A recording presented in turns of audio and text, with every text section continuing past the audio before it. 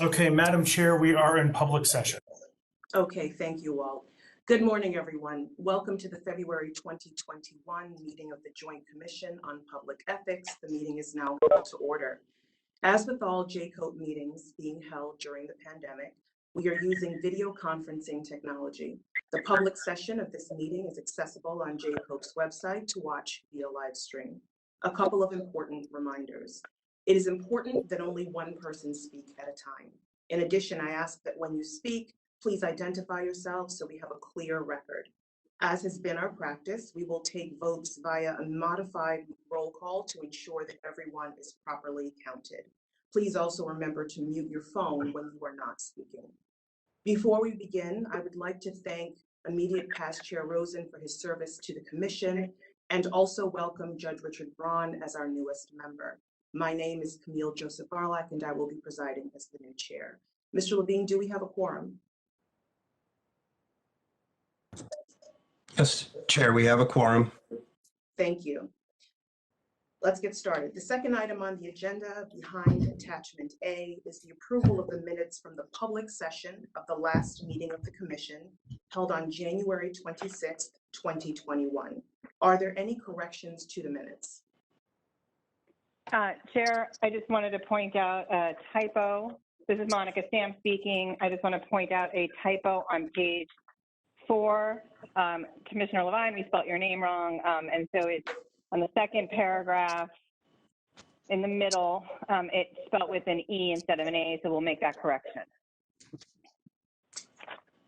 Thank you, Ms. Stam. Are there any other corrections to the minutes? Okay.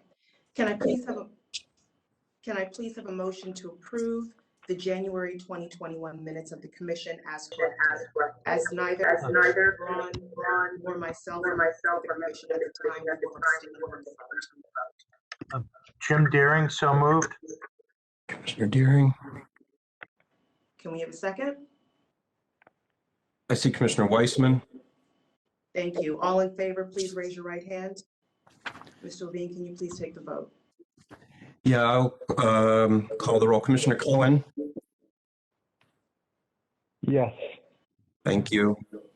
Commissioner Deering. Yes. Thank you. Commissioner DePiero. Yes. Commissioner Fisher, I see your hand. Thank you. Commissioner Horowitz. Abstain. I wasn't at the January 23rd meeting. Thank you. Commissioner Jacob. Yes. Commissioner Levine. Yes. Judge McCarthy. I'll come back. Commissioner McNamara. Yes. Thank you. Commissioner Weissman. Yes. Thank you. Judge Yates.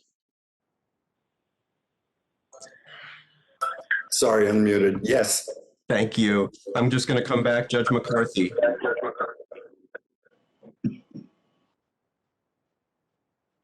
Okay, I have 1, 2, 3, 4, 5, 6, 7, 8, 9. The motion carries, Madam Chair.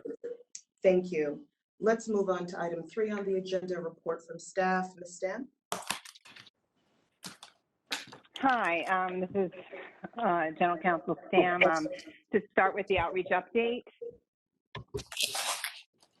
we've scheduled an ethics officer forum on advisory opinion 2002, which relates to third-party gifts. That's been scheduled for March 18th. Earlier in February, we issued an ethics reminder on running for and holding another public office while serving as a state employee to remind people to seek ethics guidance about potential conflicts. I participated in a bar panel hosted by the New York City Bar on February 16th, looking at JCOPE nearly 10 years in. I was joined by Senator Kruger, Assemblymember Simon, Professor Richard Buffalt, and John Albert from Fulton St. John. And that was really the outreach for this month and going forward. If there are no questions, I'll continue with the operations update. Attached behind tab B, you'll find the monthly operations report for January 2021. As we discussed the last commission meeting, this is a new report that we are instituting this year, coming out of the work of the Confidentiality and Records Access Committee, and it reports statistics on a monthly basis. I'm happy to answer any questions, or so can other staff, but I just wanted to point out one of the highlights from this is on page 2, the number of guidance inquiries that lobbying has been receiving. They received more than 5,000 calls or emails asking for assistance during the month of January, which is a huge spike. And that relates in large part to the implementation of the regulations and resulting changes in the lobbying filing application. As you know, the commission adopted those regulations and they were published on February 10th and are now in effect. And they replaced the emergency regulations that had been in effect for the current biennial period. There were only minor changes between those two versions. We're hoping that the calls will begin to taper off after the first bi-monthly are filed in March. But that's the operations report. Does anyone have any questions? Okay. If not, we'll segue right into the issue of the changes that we just mentioned with relating to the lobbying regulations and application. And the rollout of the new bi-monthly form has been delayed to implement some of those changes. And so Jacobs announced that it would accept filings that are normally due on March 15th. We will accept them as timely until March 22nd, allowing lobbyists an extra week to submit their bi-monthly filings without penalty. The next big application rollout relating to the new regulations will be adjustments to the client semi-annual reports, which are not due until July 15th.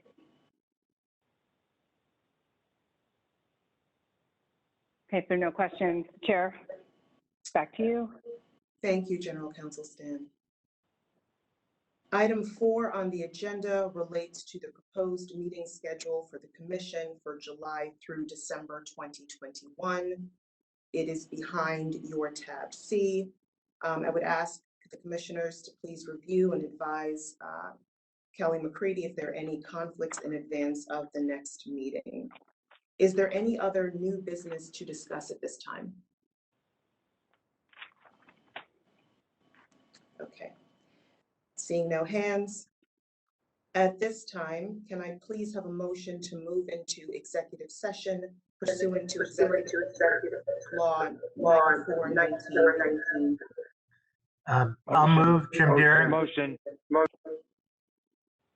All right, I see, I heard Commissioner Deering and I saw Commissioner Horowitz as a second. All in favor? Please raise your right hand. Okay, I'll go through the roll. Judge Braun. Thank you, I see that. Commissioner Cohen. Yes. Commissioner Deering. Yes. Thank you. Commissioner DePiero. Yes. Commissioner Fisher, I see your hand. Thank you. Commissioner Horowitz. Yes. Thank you. Commissioner Jacob. I'll come back. Commissioner Levine. I'll come back. Judge McCarthy. Commissioner McNamara. Yes. Thank you. Commissioner Weissman. Yes. Judge Yates. Yes. Thank you very much. Just coming back around, Commissioner Jacob. Commissioner Levine. Judge McCarthy. And Chair Joseph Varlak. Yes. Thank you very much. Motion carries. All right, stand by, please.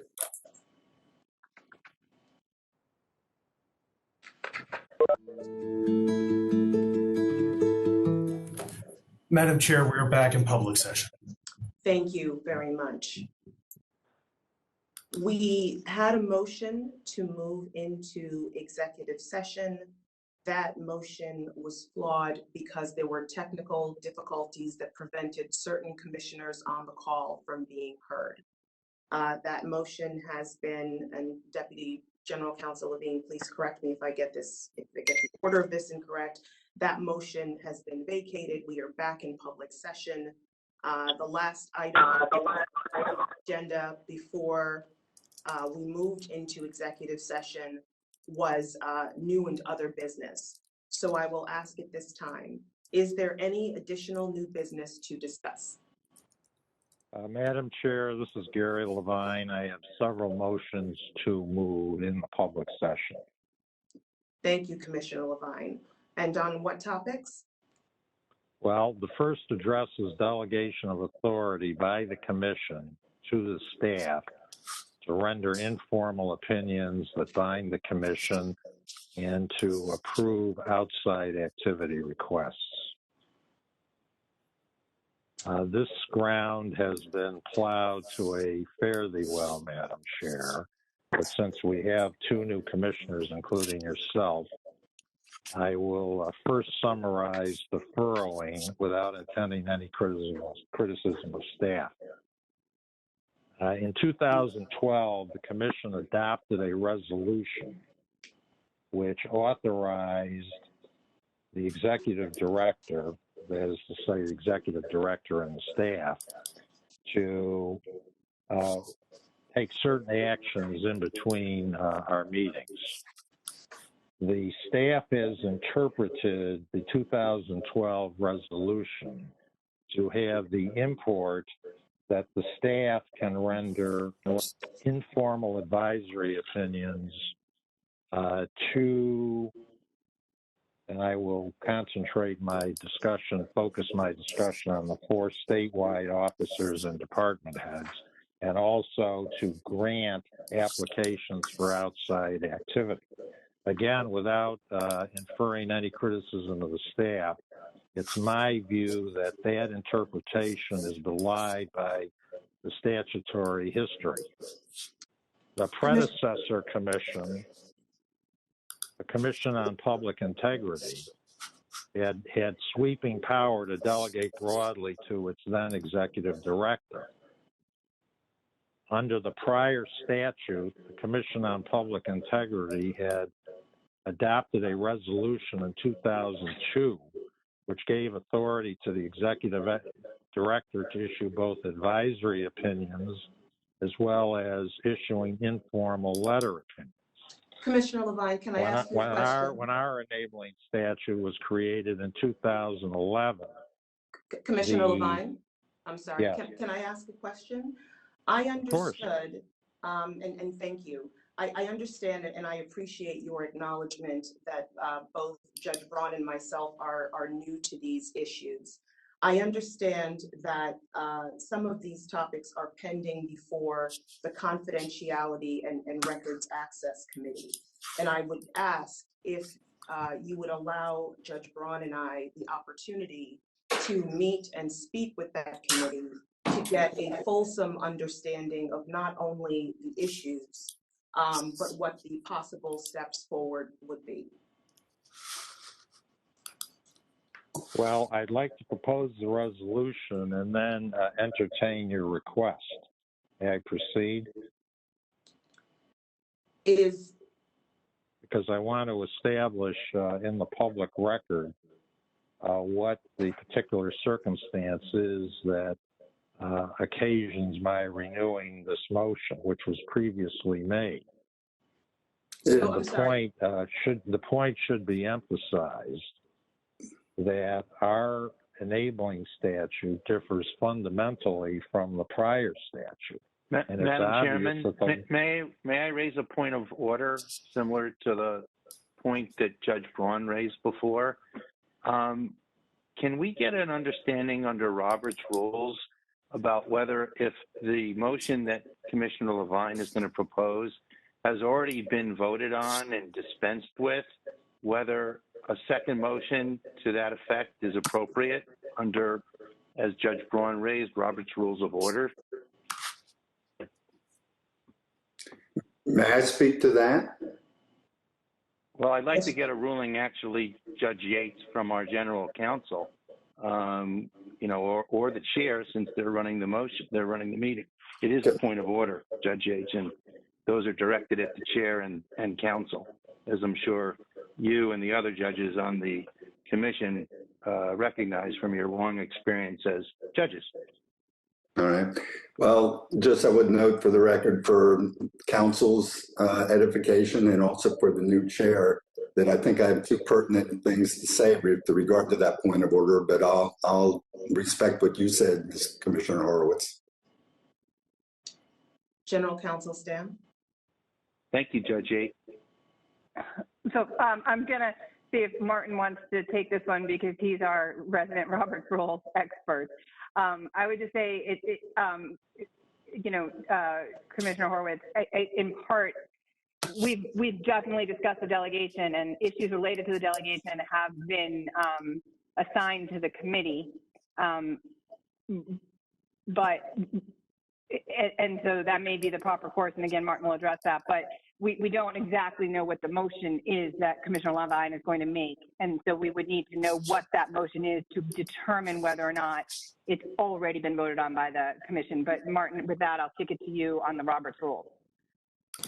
Monica, that's exactly where I was going to go. Commissioner Horowitz, we do try to adhere to Robert's Rules, but the commission has never formally adopted that as our parliamentary procedure. What I would say is the best course forward might be for Commissioner Levine to tell us his motion to determine whether it has been previously voted on or not, and then we can establish whether it's appropriate to proceed in that way. If it brings to light new facts or new underlying facts or changes to a previous motion, then I think it would be in order to consider. But we don't know the answer to that, so maybe he could tell us that up front, and then the chair could determine whether she would like to proceed. Thank you, both Mr. Levine and Madam Chairman. I was only responding to what Commissioner Levine said, which was that he'd already made these motions and they had been decided, but I will defer to the rulings by the chair and by council, so thank you. Well, Madam Chair, if I may weigh in, I certainly want to accommodate your request. May I take the opportunity now then to pose some questions to the staff with regard to delegation of authority, and then I will defer my motion to the committee. But I'd like to ask some questions now, if I may. Commissioner Levine, I think what I'm understanding the advice has been from counsel's office is that we should start with understanding, with you making your motion, which would then, if properly seconded, would allow us to have discussion.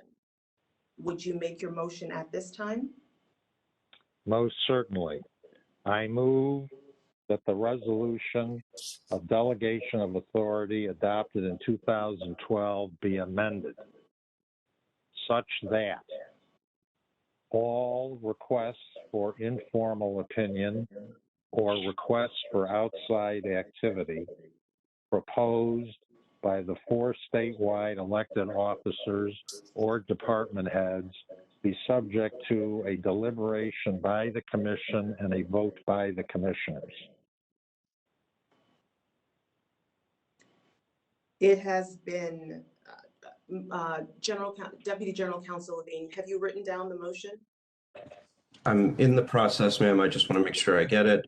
Okay. To modify the prior delegation to require that informal advisory opinions and outside activity requests for the 4 statewide officials be voted on by the commission. Is that correct, Commissioner Levine? Yes. Okay. Commissioners, you've heard the motion by Commissioner Levine. Is there a second? I'll second it. Thank you, Commissioner Yates. Is there any discussion? Can I re-raise my point of order before we enter into a discussion? I could be wrong. I thought that this motion has been raised several times over the last several months. We've had very full public discussions. about the policy behind the motion. We've had discussions about the history of this agency and the other agency dealing with informal requests for ethics advice. And Madam Chairman, I'd ask the staff to inform us about whether there have been motions, this motion has been made before, and whether the commission has voted on this motion or disposed of it in some other way, as you suggested, by referring it to the Confidentiality Committee. That's my point of order. Thank you. Thank you, Commissioner Horowitz. I would ask General Counsel Stam and/or Deputy General Counsel Levine to indicate what the history has been with respect to the proposed motion or the motion on the floor.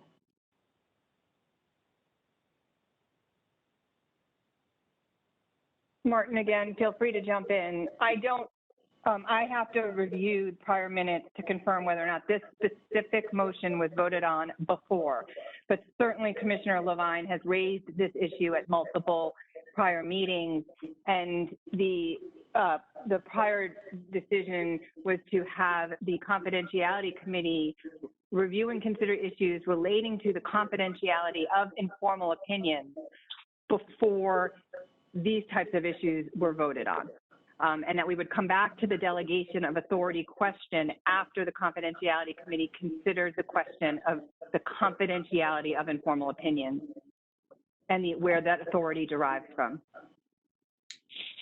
Thank you, General Counsel Stam. Well, may I point out, Madam Chair, that the meeting of the Confidentiality Committee was canceled. It was an exigent circumstance created by the governor's action, not by any commissioner. Now, I'm not aware that there's any rule or protocol either in Robert's rules or that has been adopted by the commission with respect to its governance that precludes me from renewing a motion that I previously made and that has been voted upon. That, I believe, is a commissioner's prerogative. If it's otherwise, I will await council's ruling. Thank you, Commissioner Levine. I'm sorry, we have two additional hands raised. I'm only seeing the name Bill.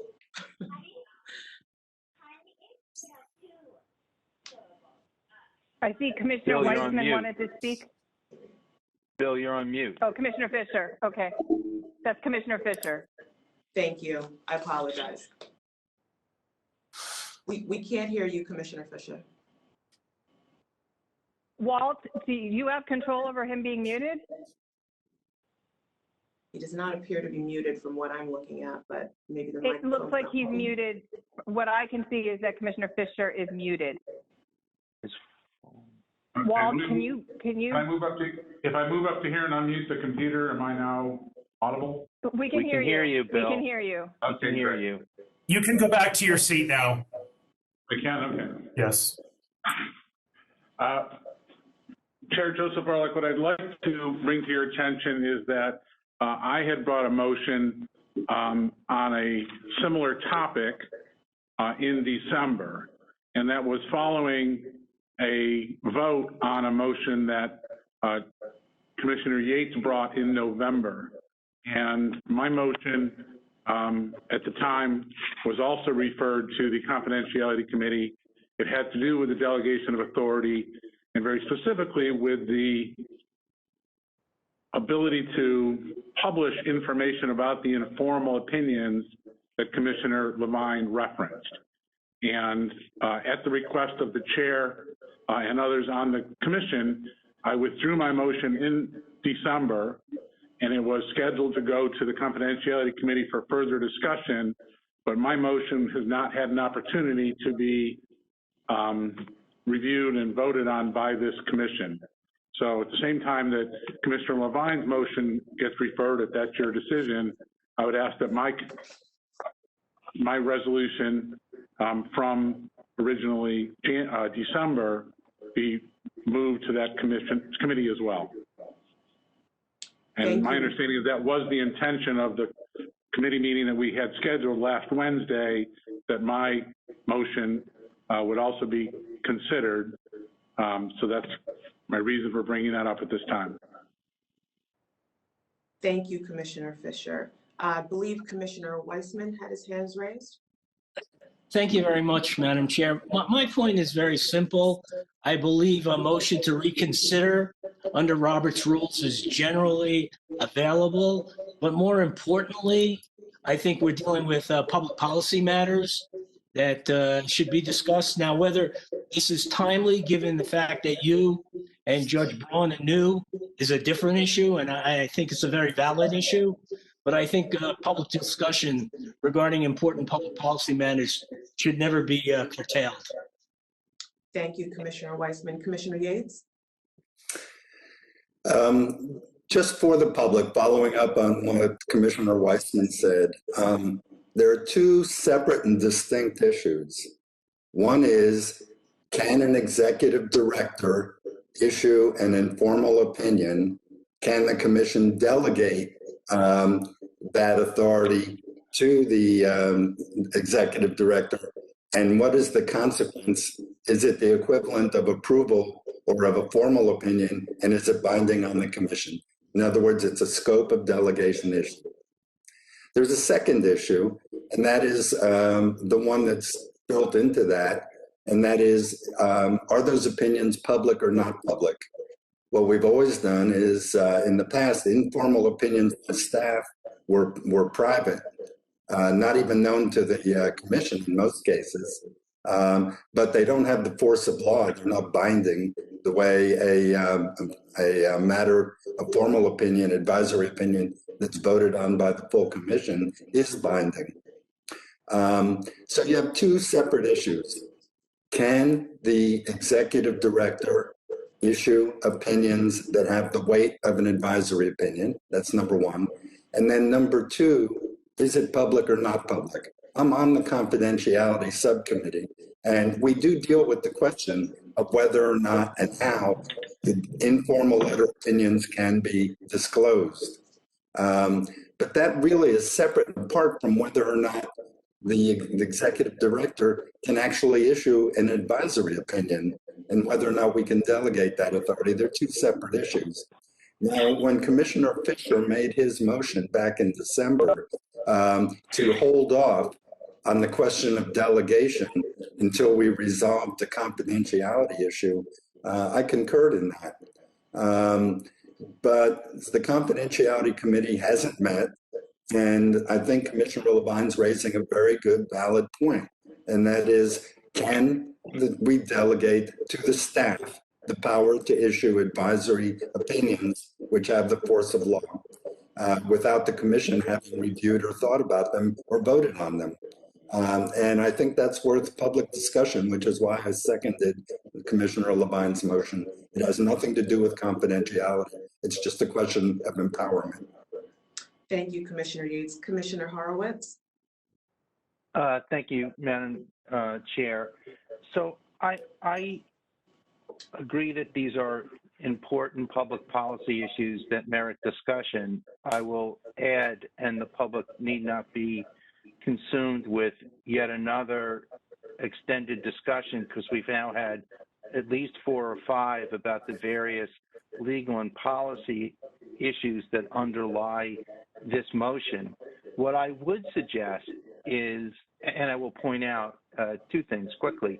One, George, you know I love you, but and I'm certainly no expert on Robert's rules, but I remember Commissioner Bottcher many years ago raised this issue, and I think we all learned that a motion for reconsideration has to be raised immediately after the vote. So I just wanted to put that out there. But really the real guts of what I wanted to say, Madam Chair, is that both you and Commissioner Braun are new, and we did have a circumstance where we were scheduled to meet the confidentiality committee, that is, and I'm a member of that, and I'd like to meet again. And we had all decided that this issue that Commissioner Levine was raising was really better suited for the confidentiality committee for a variety of reasons. And I would just simply ask that, because you and Commissioner Braun are new, You've asked for an opportunity to hear from the confidentiality committee about this issue, that we defer this issue and schedule a meeting of the confidentiality committee. I fully expect that you're going to ask us to meet. I'm looking forward to that meeting. We have a number of other outstanding, important issues that we've been working on. I fully expect to see those completed and brought back to the full commission. I mean, we've been working on them for several months. So I'd really suggest that we continue with the course that we've selected, and let's hear from the confidentiality committee on this issue, and so that we can take up Commissioner Fisher's recommendation, which is really, in my view, and I think his suggestion, tied to what Commissioner Levine is talking about today. So thank you, Madam Chair. Thank you, Commissioner Horowitz. Chair, this is. I'm sorry, Judge Braun had his hands raised. Okay. I just wanted to say, though I'm new, I was just appointed on Friday this past. I am aware of this issue. I've actually done some studying of this issue and other matters since Friday. And so, although I do welcome everybody's input, opinions, information, and if it goes to the confidentiality committee, whatever comes forth from there, I just wanted to make it clear, though, and I thank you, Madam Chairperson, for indicating that I am new to the commission. But I just want to make it clear that I am aware of the issue and I have studied it, and we'll see if any more information is forthcoming that's of use to all of us. Decisions how to proceed. Thank you, Judge Braun. Commissioner Deering. Thank you, Chair. I just want to echo the comments of Commissioner Horowitz. I think that there's been a course of action set on this, and I think it makes sense to continue with that course of action, and also from an efficiency standpoint, and that's what we already decided. Those are my comments. Thank you. I do have a comment, but I want to make sure that everyone else who wanted an opportunity to be heard has been heard. Okay, I'm not May Madam Chair? Madam Chair? Commissioner Jacobs. Yes, Commissioner Jacobs. I just have a question of General Counsel or Deputy Counsel. Our votes in the past have been split 6 and 6. The composition of the commission has now changed such that there are 2 new commissioners. Does it make any difference when we consider the questions that have been raised that there's been an alteration in the composition of the commission, especially if reconsideration is sought or a motion is made again?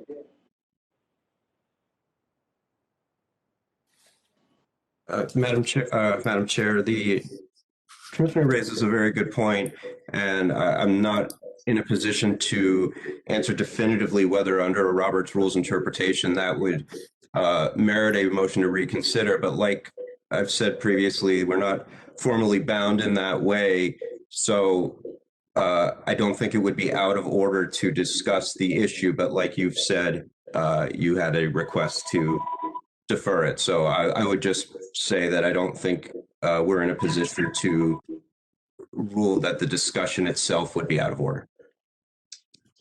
Understood. So, Madam Chair, this is Rob Cohen. If I could just speak briefly.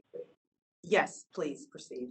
Yeah, and so I'm going to reiterate or some the opinions that a couple other commissioners have stated, maybe with a bit more frustration here. I don't really think this discussion about Robert's Rules of Order and what may or may not apply is particularly productive or really applicable here. I think the key issue that's been said before is that this matter in general was delegated to the Confidentiality Committee. The Confidentiality Committee has not been abolished. Commissioner Levine, it's been a meeting has been postponed. And the confidentiality committee, as others said, should just go ahead and take this up. I don't really understand why we are wasting our time, the public's time here, discussing this. These are important matters. There will be a public discussion of them at some point in time, but we've decided to take this to the confidentiality committee. Let's just move on. Thank you. And that's my 2 cents. Thank you very much. So at this time, I will say this, and I think it is somewhat consistent with what Commissioner Braun, Judge Braun has indicated, and Commissioner Levine, that you yourself have acknowledged, and I again appreciate that.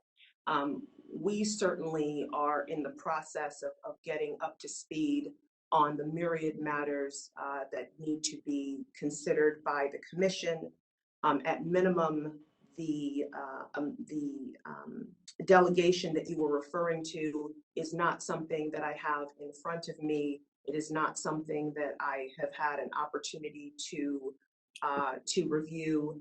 In addition to that, I am understanding from the discussion that there are several sets of minutes of the Commission where certainly these matters have been brought up and or discussed that we should certainly take a look at as part of getting ourselves up to speed.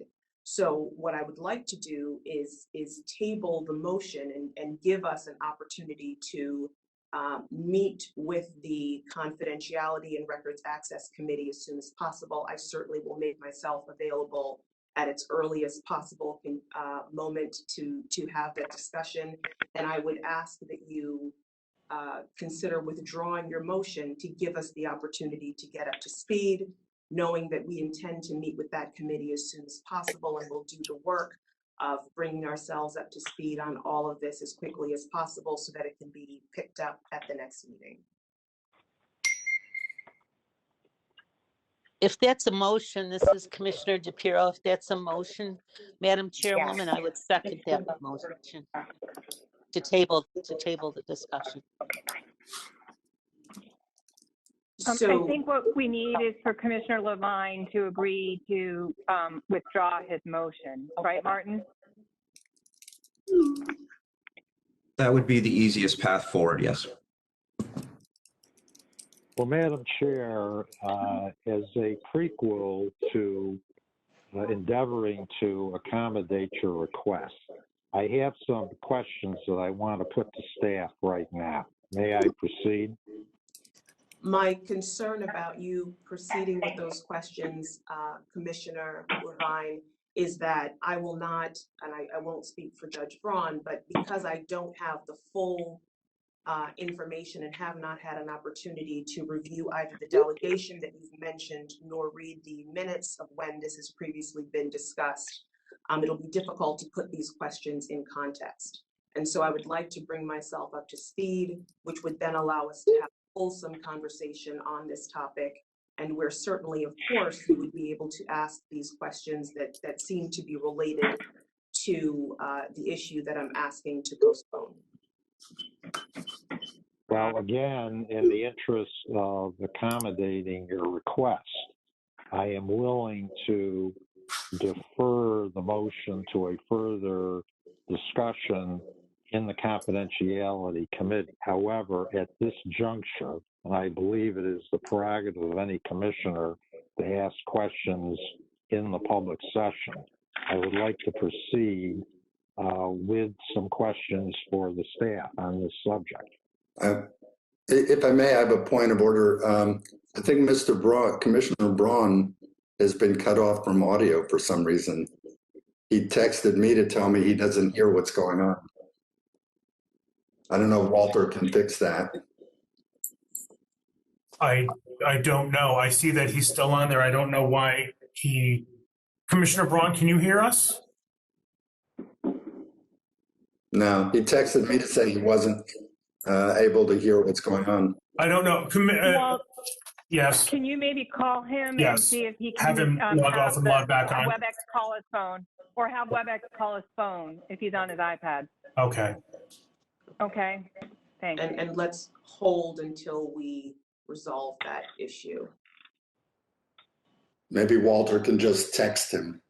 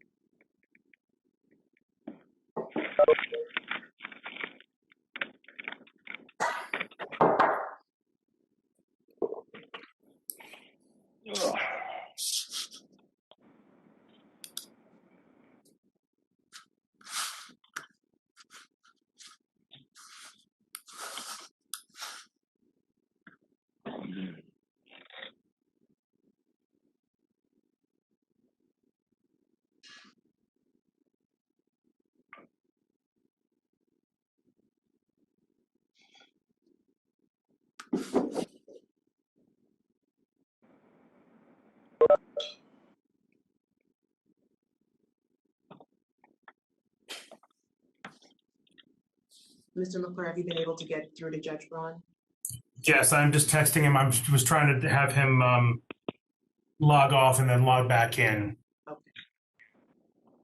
Because I'm not sure what happened. He obviously can see us, but I'm not sure why, what happened with his audio. Okay.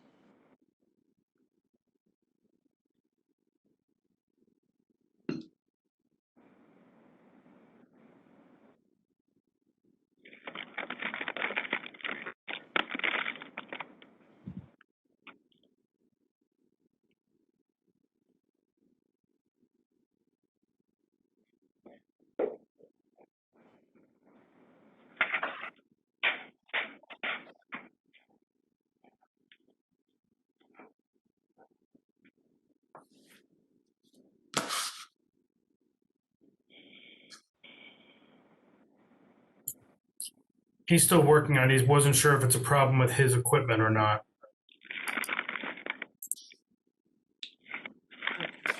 Let's give it one more minute.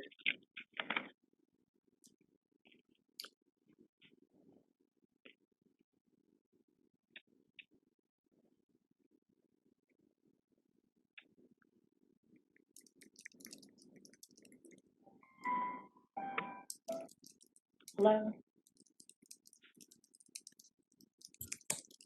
I'm going to call him now.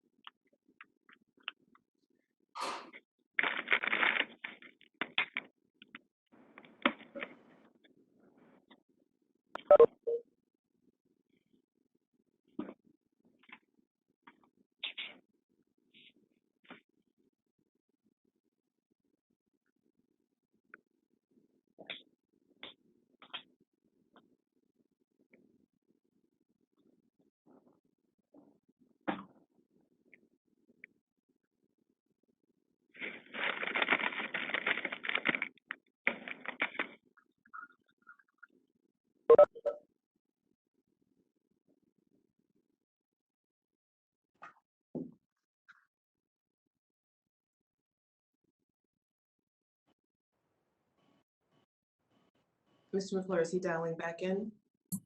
He's getting back in now. Oh. Yes.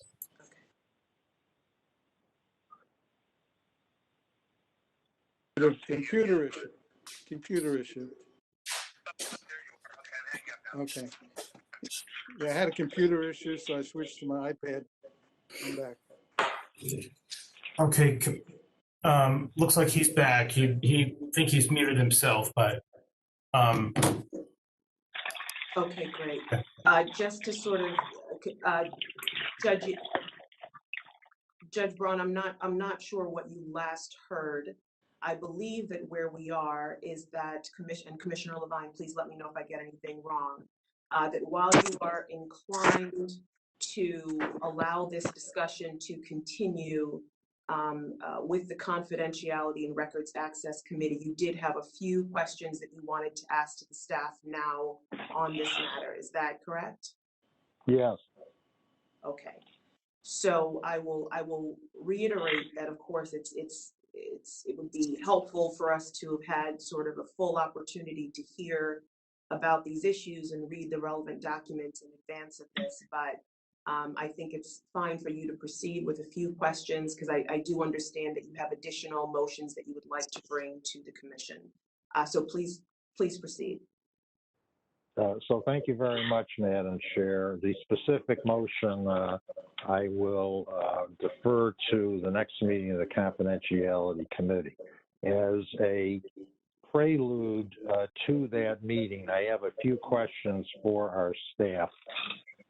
I've asked before and would like to renew the question. Within the last 3 years, how many requests for outside activity have been received from the 4 statewide officers?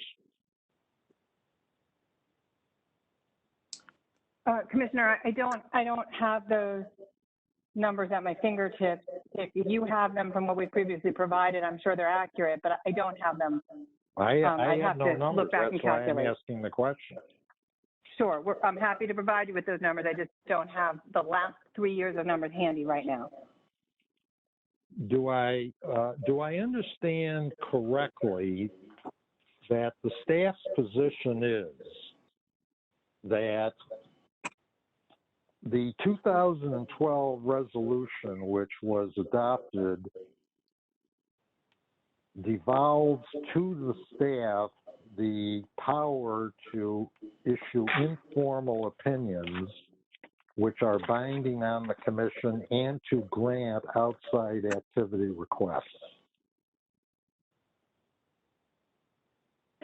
So to break down your question to make sure I answered accurately, it has been the understanding of staff and the commission since 2012 has been aware that staff has been doing this. Staff has understood the delegation to include the power to issue informal guidance, and it has understood informal guidance to include outside activity approval. And to the extent that they are binding on the commission, this is something the commission has been discussing in terms of going forward, but it has been the understanding that the individual who receives that guidance from staff can rely on it and could offer it as a defense if they were charged with an ethics violation, to the extent that they accurately conveyed the information to staff on which staff relied. General Counsel Stam, I have a follow-up question to what you just said, just to make sure that I understand it. The practice of issuing the informal opinions, as well as the staff's policy and procedure with respect to outside activity, this has been ongoing since 2012 and has been openly discussed with the commission since that time. Is that correct? Yes. On numerous occasions, the issue has come up with the commission about outside activity requests that have been received by staff and that staff was going to give guidance on, both informals and outside activities, since 2012, and that both of these issues, informal guidance and outside activity requests, as Commissioner Levine noted, have been the practice and part of the understood delegation dating back to the State Ethics Commission. So this has been going on for, I think, more than 30 years. And so this isn't something new that staff just took upon itself. If I may, Chair. If I may, Madam Chair. Isn't it the case, Madam General Counsel, though, that the statute that created JCOPE is fundamentally different than the statute that created the Commission on Public Integrity and the statute that created the predecessor to the predecessor, the State Ethics Commission, and specifically that our statute circumscribes the delegation ambit? I don't agree with your characterization, Commissioner. I do not think it is fundamentally different with respect to this issue. I think there are things about the Executive Law 94 that were changed, including the composition of the commission and relating to how investigations are initiated, but the powers were not changed with respect to advisory opinions or informals in any obvious way. That doesn't mean that the commission doesn't have complete discretion to reconsider the delegation, but I do not see anything in the statute that changes the issue with respect to informal opinions, including outside activity approvals. And so I think that answers your question. Commissioner, no, it doesn't, because one moment, Commissioner Levine, I'm sorry. I see that Commissioner Yates has his hand raised. I want to get Yes, go right ahead. Thank you. Thank you. As a person who was counsel to the Speaker at the time the 2011-2012 statute was written, and personally was very involved in the drafting, I want to re-emphasize something that Commissioner Levine just said. And that is, the old statute said that anything could be delegated to the executive director. And the old resolution said that all powers were delegated to the executive director. As part of the reform, when we rewrote the statute in 2012, we intentionally added new language. And the new language specifically said that it restricted the power of delegation, and there was a change in the law. And it said that any matter that required a vote of the commission, such as issuing a formal advisory opinion or approval of activity, if you'll let me finish, please, Monica. Sorry. I said such as, you're right, the statute says anything that the new language in the statute in 2012 said anything that requires the vote of the commission could not be delegated. Accordingly, the 2012 resolution that was passed to conform with the change in the law took away specifically language that used to say in the old resolution that the executive director could issue advisory opinions. That language was stripped out and deleted in the 2012 resolution, so that even though there may have been a practice prior to 2012, which was lawful because the statute allowed full delegation and the resolution allowed full delegation, after 2012, the statute then was limited and the resolution excised, took out, deleted language that authorized the staff to go ahead and issue advisory opinions. Commissioner Horowitz. Thank you, Madam Chair.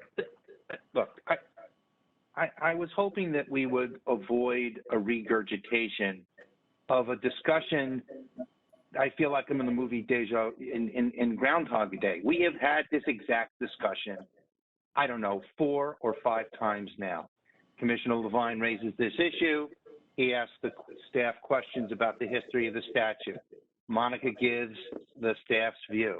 Commissioner Yates then says, I wrote the law and you're not right. And Monica then says, well, I disagree with your interpretation.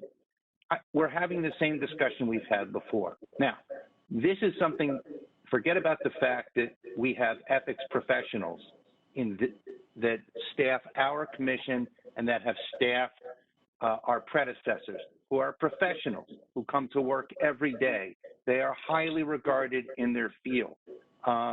And the ultimate issue that we're being asked to discuss is whether our judgment as commissioners is more refined than the ethics professionals on whom we rely. That's something that we should have a discussion about, and we have had a discussion about but it really should be in the confidentiality committee because that's where we said we're going to have this discussion. Number one. Number two, I think that, you know, just to keep going over this again and again, either Gary is going to continue to ask questions and he doesn't like the answers, so he keeps asking them again and again. And Jim doesn't like Monica's interpretation, so he's going to keep saying, Monica, I wrote the statute. I know better than you. You're not right. Why do we have to keep going through this again and again? I'm not suggesting, Jim and Gary, that you haven't raised issues that you feel are important that need to be addressed. I just think that as a matter of efficiency, this part of the meeting is new and other business. This is not new business, respectfully, guys. So let's kind of move it along. That's all I'm asking. We never discussed the statutory history before. Never. We did, Jim. We did. I've heard you several times on this issue, and the minutes will speak for themselves. I've heard you discuss this several times. We've been over it. Okay. I'm not suggesting the public should be denied the opportunity to hear us discuss it, but gosh, I mean, come on. This is like the fourth meeting. We've done this. We've got a process. Let's follow the process. Okay. Thank you, commissioners. I do believe, Commissioner Levine, that you have indicated that you will allow the Confidentiality and Records Access Committee to bring Commissioner Braun and myself to speed, that we will hold the meeting that has been postponed. It will give us, again, an opportunity to take a look at all of the documents and/or minutes that are related to this issue. Since you have indicated that you are willing to allow the committee to take up this issue, I believe, Deputy General Counsel Levine, if you can confirm that the motion is still on the table and would need to be withdrawn. Is that accurate? I think Commissioner Levine already agreed to withdraw it. Yes, if I may ask your indulgence, Madam Chair, I'd like to complete my line of questioning. And I put to our general counsel this question, the penultimate question. Given the current practice as articulated by you, Madam General Counsel, what is the recourse of the commission itself to reverse the determination of staff with respect to a application for outside activity that's already been granted? Commissioner Levine. Stated another way is an application for outside activity already having been granted now beyond the scrutiny of the commission. That's my question. Commissioner Levine, if your motion has been withdrawn, then that additional question, I believe, is out of order, and I would ask that we move on to the next motion that you would like to make. Well, as I said earlier, Madam Chair, that I believe it is the prerogative of any commissioner in the public session to ask questions, whether there's a motion pending or not. I do understand your position, Commissioner Levine, and I think, to be honest, that we have given you a substantial amount of time and given the commissioners a good amount of time to be able to weigh in on these issues. I agree with you that they are very important, and I think it requires, again, the due diligence that we have the materials in front of us so that this conversation can be put in proper context. I do understand that you have additional motions that you would like to make, and we would like to hear those motions now. Thank you very much, Madam Chair. I now would like to address Executive Order 202.7. And I put the question to the staff. Has there been any other further communication emanating from the executive chamber with regard to the executive order that exempts so-called COVID volunteers from the ambit of the public offices law? Commissioner Levine, is this new business?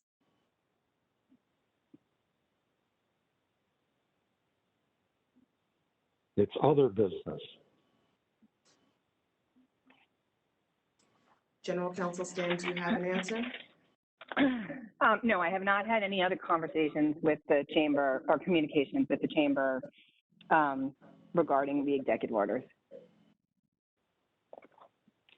Well, at this juncture, I would like to point out that in light of other recent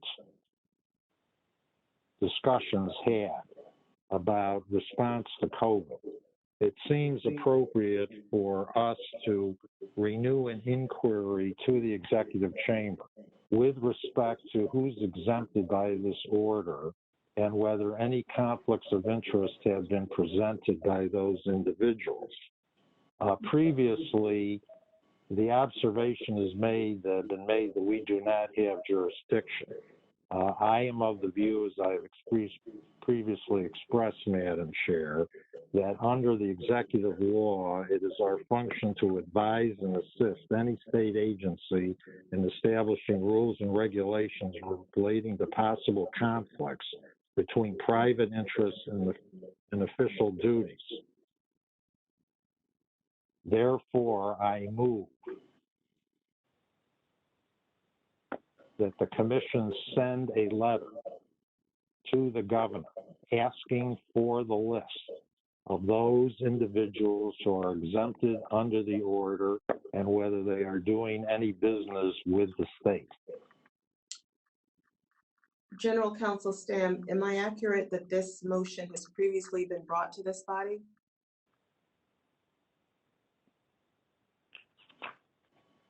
Yes, I believe so. I believe Commissioner Levine previously made this motion and it did not carry.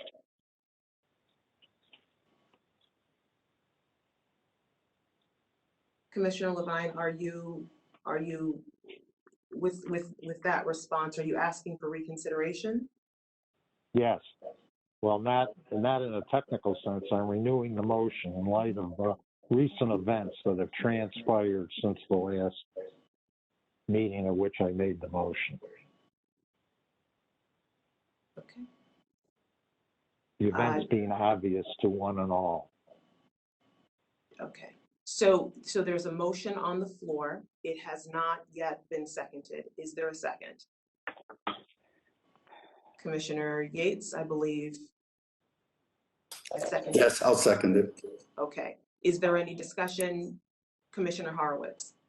Commissioner Horowitz. Look, I'm not going to make a point of order, which I think actually would lie. Because I'm getting an echo for some reason.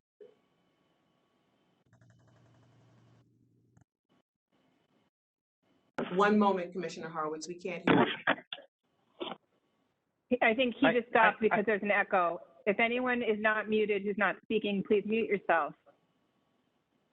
The motion, I'm not going to make a point of order, and I think I could, and it would be well-founded. We cannot keep having motions made and then those motions resolve in a decision, and then the people who make the motions, whose motions don't carry, say, gee, I didn't like what the result was. Let me come back next month and take more time, and I'll make that motion again. We have other business, and I'm not suggesting that there aren't public policy issues around the pandemic and even issues that the commission should be focusing on.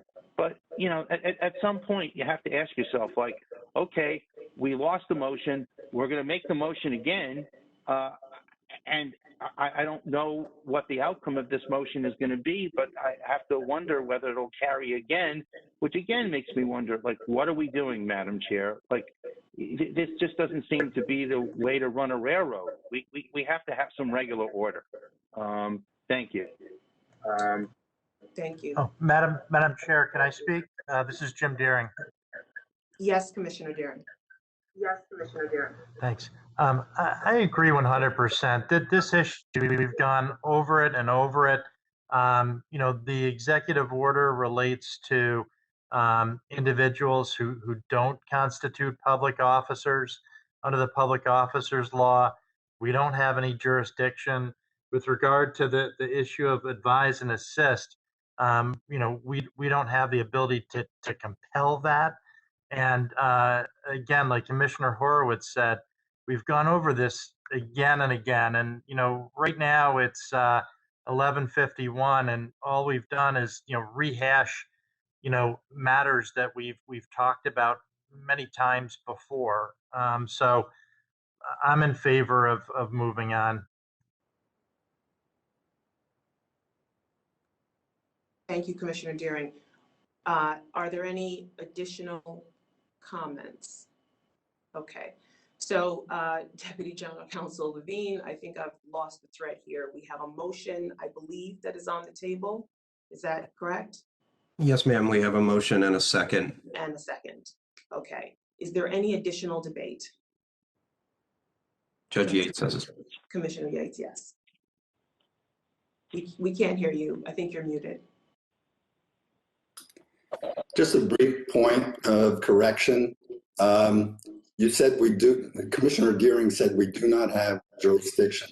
Under the Public Officers Law, anyone who is empowered by the governor to exercise the powers of a public officer, regardless of whether that person is willing to work for low pay, is still a public officer.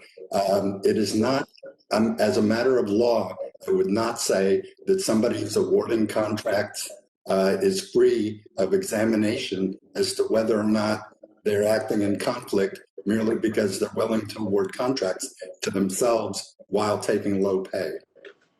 Commissioner Horowitz? Well, I'm sorry, because this is something, again, exactly the same discussion we had 2 months ago. Commissioner Yates, I asked Commissioner Monica when we had this issue come up the last time, that if there are things that we've asked the legislature for, which you know a great deal about, if the legislature thinks that we're acting outside of her jurisdiction, can they refuse to answer? And she said yes. So the point I'm making is there are clear limits to what our jurisdiction is. You may not like what those limits are. You worked in the legislature. You know how that process works. If you think that the law should be changed to expand our jurisdiction, you should do everything you can to try to expand that jurisdiction. But the answer is simply not to say, hey, I lost this vote before. I'm going to bring it up again because maybe there'll be a different result. We could do this with the legislature too, and we get the same result. So again, I'm sorry for making a point that I've made now at least 2 times, but I felt it was important since it's been brought up again so that we have a full record. Thank you, Madam Chair. If I may, Commissioner Horowitz, I think you're wrong on 2 points. I was merely addressing a misstatement of law that Commissioner Deering made.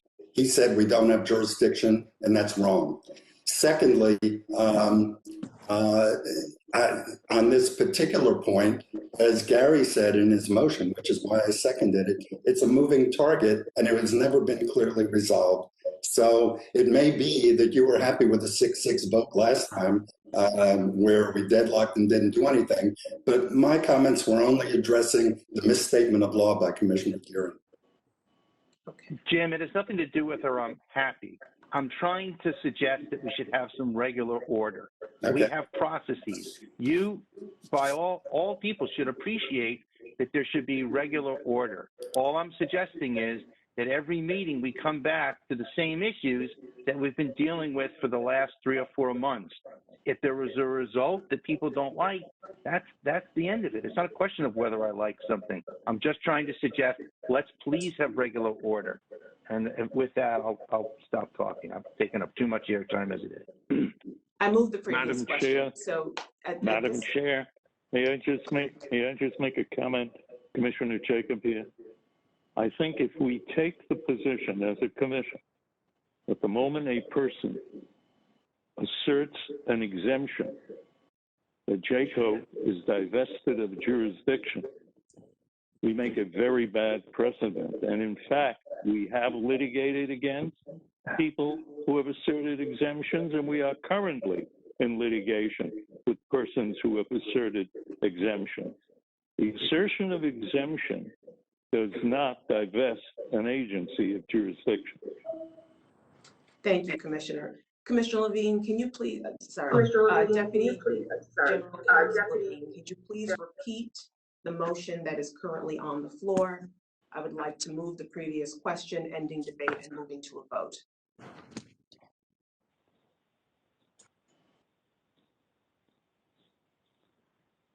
Martin, you're muted. I'm sorry, Chair, did you want Martin or Gary? Yes, Deputy General Counsel Levine, if you could repeat the motion on the floor so that we can vote. As I had it, it was to renew his request that the commission contact the executive chamber to find out who is affected by the executive order. Did I correctly describe that, Commissioner Levine? As far as it goes, the previous motion was to have staff make the inquiry. The motion today, Madam Chair, is that the commission, by resolution, directs staff to communicate in writing to the executive chamber that this information be divulged to us. Okay, all in favor? I'll call the roll. Judge Braun. We can't hear you, Judge Braun. I see your hand. Thank you. Commissioner Cohen. No. Commissioner Deering. No. Commissioner DePiero. No. Commissioner Fisher. No. Commissioner Horowitz. No. Commissioner Jacob. Yes. Commissioner Levine. Yes. Judge McCarthy. Yes. Commissioner McNamara. Yes. Thank you. Commissioner Weissman. Yes. Thank you. Judge Yates. Yes. Chair Joseph Varlak. No. That is 1, 2, 3, 4, 5, 6, 7. Motion fails, ma'am. Thank you. Commissioner Levine, do you have any other motions under new and other business? I have one other motion, but at this juncture, Madam Chair, I would like to put a question either to the chair or to staff. There's been a lot of palaver today about deliberations in the Committee on Confidentiality and Records Access. What I'd like to understand now, before we adjourn today, is the fact that the referral is made to the committee, does it thereby preclude a discussion in the public session subsequent to the deliberation of the Committee on Confidentiality and Records Access? This is my General Counsel Sam. The answer to your question is no. As we've discussed several times, the communications among the committee members would be confidential, but the subject matter would be open to full discussion in the public session. Is it the position of staff that a discussion of any specific request granted by the staff without a vote of the commission for outside activity is precluded from a discussion in the public session? Yes. With a generic question, such as opinions 95-25 and 89-10, with respect to outside activity involving literary activity and writing books, would that be precluded from the public session?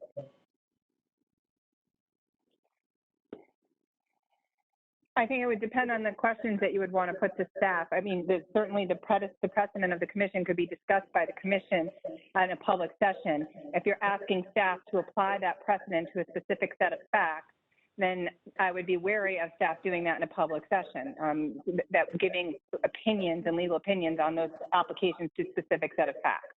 But if you wanted to discuss the opinions themselves and ask questions about the opinions themselves, yes, that could happen in a public session. Well, so if I put the question to you, does opinion 95-25, which as I understand it concluded that compensation for a book in which the subject involves the current responsibilities of the author is precluded, you're saying could be discussed in the public session subsequent to a deliberation of the Confidentiality and Records Access Committee? Yes. Can I just raise a point of order, Madam Chair? Again, really in the vein of trying to get some regular order, for gosh sakes. I know Commissioner Levine is very steeped in the advisory opinions that the commission has written. I'm not, and I can't speak for anybody else. But boy, he's given a lot of thought to this. Maybe in the future, it would be helpful if he could circulate things so that we could get a chance to see what he's talking about, because I have no idea, basically, and I'm sorry about that. But again, just in the hope of trying to get some regular order. Thank you. Thank you, Commissioner Horowitz. Commissioner Levine, did you have another motion that you wanted to make? If not, Yes, I do. I do, Madam Chair. Thank you very much. I believe it is accurate to say that the last time the commission met with the State Inspector General was when Judge Leahy Scott held the position. I move that a request be made to the Executive Deputy Inspector General, Spencer Friedman, that he meet in executive session with the commission at the March meeting. Now, my motion is premised on the assumption that the Inspector General herself is recused from all matters involving our commission. That's my motion. Thank you, Commissioner Levine. Is there a second?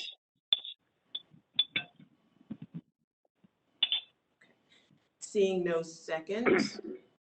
Sorry. Commissioner Weissman? Let's move along. I'll second it. Okay. Is there any discussion?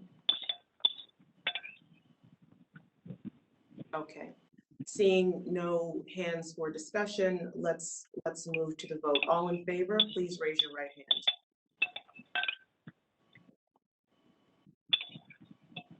I'll call the roll. Judge Braun. You're muted, Judge Braun.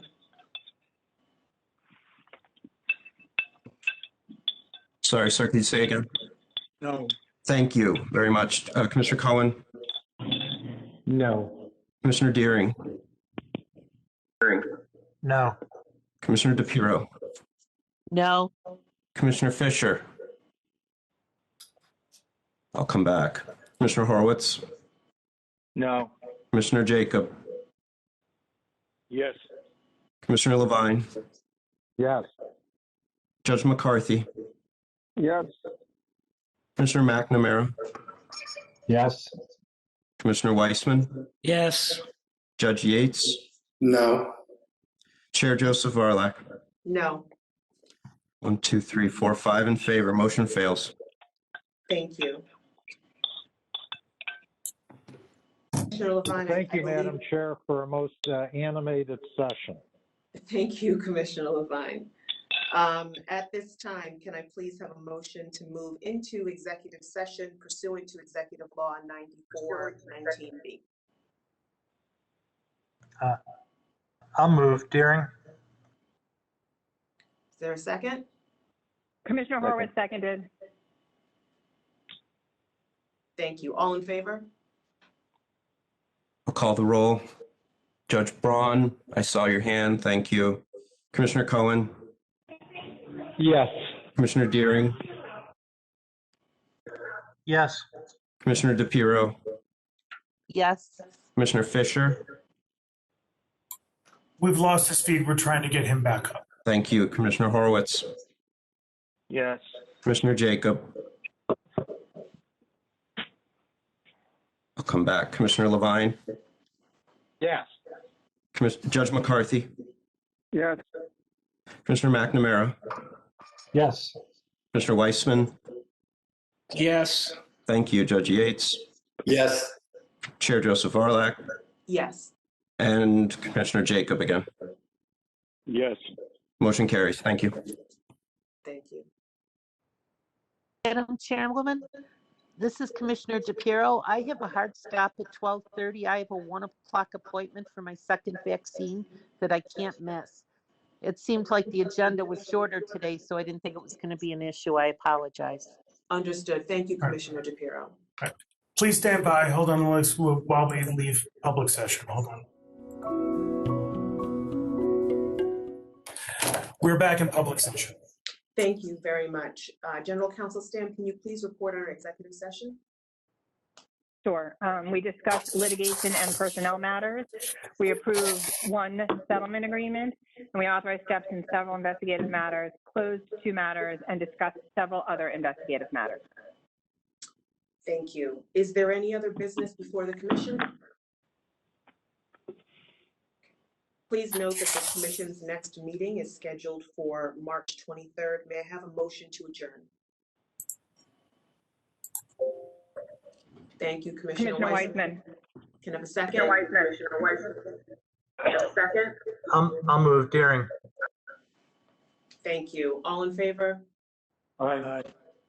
I see Commissioners Fisher, the chair, Horowitz, McNamara, Weissman, Yates, and Judge Braun. Commissioner Cohen? Yes. Commissioner Deering? Commissioner Deering? Yes. Commissioner Jacob? Yes. Commissioner Levine? Yes. Judge McCarthy? Yes. That's it. Motion carries, Madam Chair. Thank you. Everyone have a good afternoon.